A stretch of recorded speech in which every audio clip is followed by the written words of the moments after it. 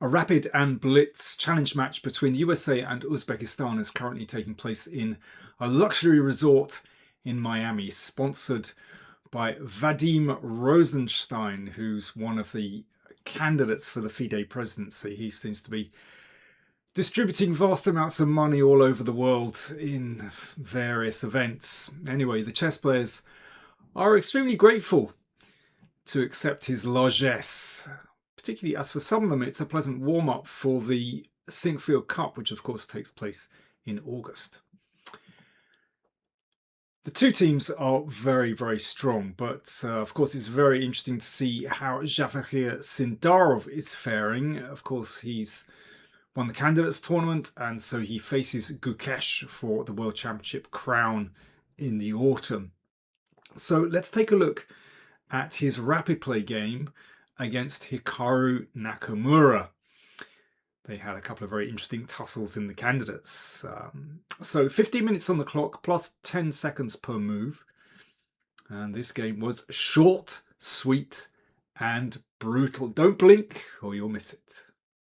Sindarov started with e4, and Nakamura went for the super solid and also highly theoretical Petrov defense. Now, after Nakamura's really poor performance in the candidates, I would say that Sindarov is a favourite in this game. Nevertheless, this is not classical chess. This is rapid play, and Nakamura, I think these days, is better at the faster time controls. So let's see. I should mention, instead of d4, of course, white, the other main line is for white to play knight takes d5, but d4, knight takes, and bishop d3, and yeah, this is one of the other main lines. In fact, Sindarov had this in the FIDE World Cup in the autumn of 2025, and well, I'll show you exactly how that one went in a second. So this is, yeah, still main line. Now, previously, there was a time when Queen h4 was the move, but it's been discovered that actually black is suffering in this position. That has a good reputation for white. So Nakamura played bishop d6. This is the theoretically approved move. Now you can play c4 in this position, but knight c3, this is how Sindarov played in the World Cup. So an exchange of knights, castles. Now it looks as though white has very little in this position. Basically, pawn structures are almost symmetrical. I mean, you could even say that white's pawn structure is a little bit more compromised, but white has the move, and this is a key move. So you can see if, well, mate is threatened, and if g6, then white takes on d5. So that means that f5 is forced. Now that creates weaknesses on e5, even e6. There's no longer a pawn protecting there, and g5 as well. So this is what makes the line interesting for white to play. So rook b1, attacking the pawn, which again perhaps just forces a slight weakness. It might be significant later on. And rook e1. Now, in the World Cup, Sindarov had this exact position against Yu Yang-yi, who played queen f6 here. And Sindarov actually got a very promising position. So this is the idea that white exchanges bishops and gets control over the e5 square. And the game actually went like this. So in allowing these pawns to be doubled, at least white controls the e5 square, but this is very unpleasant for black. Both pawns are weak. You actually managed to hold that game, but it was touch and go. In any case, instead of queen f6, Nakamura quite quickly went for c6. Now, he must have known what he was doing, because Sindarov has had this, well, more than once actually. At this point, bishop g5 is the main move, but Sindarov went for c4. Okay, it's logical. You want to try and open this diagonal towards the king. Now, this has been seen a few times before. Queen f6 is probably the best move, but, well, you can see that after this exchange, this is a weak pawn, and white can try and gang up on that, basically. But, yeah, it's not so much of an advantage, but it's a long-term advantage for white. It's hard for black to neutralize white's advantage because that's a chronic weakness in the position. In any case, after c4, Nakamura thought for almost 9 minutes. Now that's extraordinary, before taking on c4. So just as in the candidates, sometimes he seemed to get caught out really badly. He seemed to be just not quite on his game. His preparation could have been a lot better. And this is now very unpleasant for black. So Nakamura hadn't done his homework, and he completely misassessed this one, because suddenly this is great fun. So the bishop attacks the queen, which came here. Now I think it's time for you to have a think. So I'm going to have a drink of my tea. You have a think in this position. How should white play here? Cheers. Do you want to improve your chess? Get access to live masterclasses with yours truly? Then subscribe to patreon.com/PowerPlayChess, and for just $25 a month, you get a newsletter with a test game, calculation puzzles, a monthly opening survey, access to an archive with over 100 opening surveys.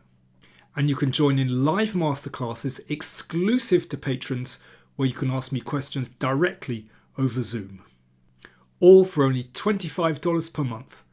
Do subscribe to patreon.com/PowerPlayChess and join the club. The best move here is really elegant. Bishop f7. I really like this.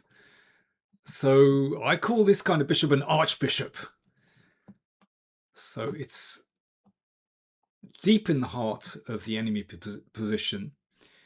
But the point is that, or one of the points is that it prevents black's rook from reaching the open file. So in that way, it's similar to an octopus knight, which also manages to restrict the major pieces.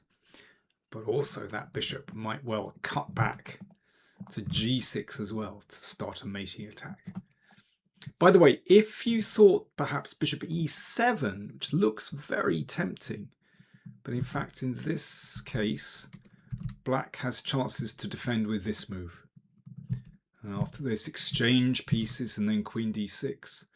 And the point is that after queen g5, which looks very powerful, black has queen takes d4, defending g7. So that's why bishop f7 is a stronger move. It prevents black's rook from moving over. And actually, black is just lost here. Now, Nakamura checked and brought the bishop back. We'll look at that in a second. But I just want to show you a really nice variation. What about h6?